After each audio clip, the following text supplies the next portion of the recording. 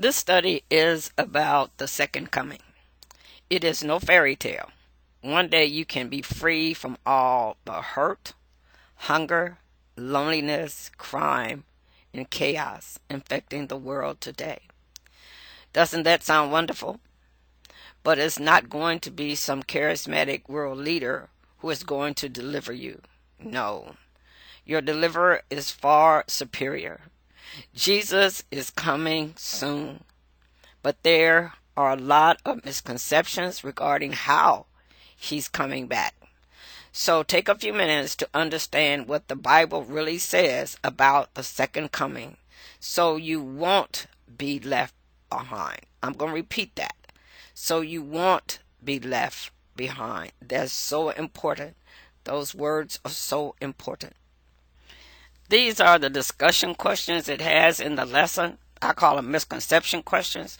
This is question 1 and 2 on our study about the second coming and the rapture.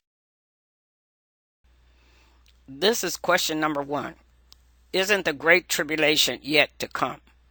Now, Daniel talks about a great tribulation, and so does Matthew. Many people confuse the two. The one referred to in Daniel 1, let's take a look at the lesson. It is true that a terrible tribulation will cover the earth just before Jesus returns to deliver his people. And Daniel 12:1 talks about that. It's called a time of trouble such as never was. That's at the end time. Now keep that in mind. The prophecy, this particular prophecy of Daniel, when you read the context and you look at where this time of trouble happens, it is just prior to the coming of Christ in the clouds. When you read Daniel and Revelation together that reference these events, you will find that this time of trouble is literally just before the coming of Christ. Now, the one referred to in Matthew 24 and 21 is actually the persecution of the Dark Ages. Well, millions were slain.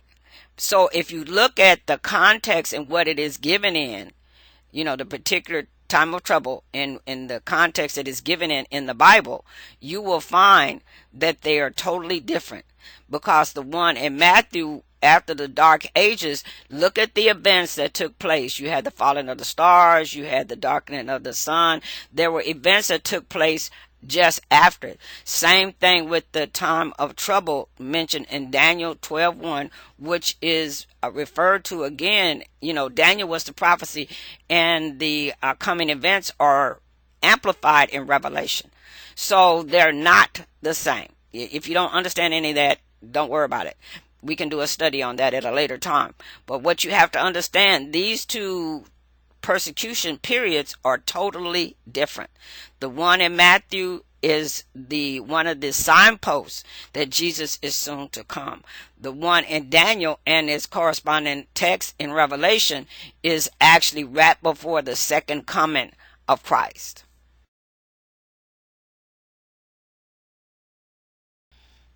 Okay, here's question 2. Since the Lord is coming as a thief in the night, how can anyone know anything about it? I've heard that. He's coming as a thief in the night, so don't nobody know. How can we be sure? Okay, let's take a look at the answer the lesson gives. The answer is found in 1 Thessalonians 5, chapter 5, verses 2 through 4. You yourselves know perfectly that the day of the Lord comes. Let me read it again. You yourselves know perfectly that the day of the Lord so comes as a thief in the night.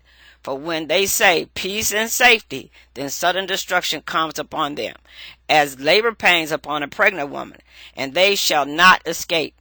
But you, brethren, all right, here we go. You, brethren, not the world, not people that don't believe in the Bible, but you, brethren, are not in darkness, because you have the word of God, so that this day should overtake you as a thief. So, let's look at what I have highlighted here in red.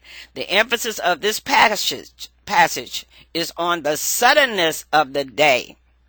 Let's go back and read. The emphasis of this passage is on the suddenness of the day of the Lord. It comes as a thief only for those who are unprepared. not for those who are prepared, those called brethren. So let's go back over this again. So it's all I hear people mention as a thief in the night, as to say that we not never gonna understand. How can we know how close Jesus is? As a way to say there's no way to determine any kind of signpost. I've heard that before. But like the lesson says, 1 Thessalonians 5:2-4 helps us understand. You yourselves know perfectly, talking about the church, people who believe in God, not the worldly people. The worldly people going to be caught completely off guard. They don't believe in the Bible. They don't believe in Jesus. So they're going to be caught completely off guard. But how can the church be caught off guard?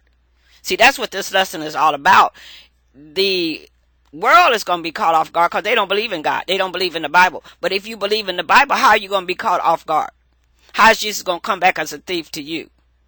For they're going to be saying peace is safety. All this means is that mankind will be in a position, and then the church will be promoting this peace and safety thing because they believe that mankind can fix anything that happens. So it's just peace and safety. We don't have nothing to worry about. But that's not what the Bible teaches. And I like how he puts this, but where he goes back and he said, ye brethren are not in darkness. Now this is in Thessalonians. Ye brethren are not in darkness. So the brethren are us. So how can Christ coming surprise us if we pay attention to all the signposts he left along the way? We do not know the day nor the hour, but we should not be unprepared. This is the lesson study information. You will find this lesson on the amazingfacts.org website. The title of the lesson on their website, if you type this in their search, you will find it. Ultimate Deliverance. And it is a 15-question lesson, and there's some additional materials that go with the lesson.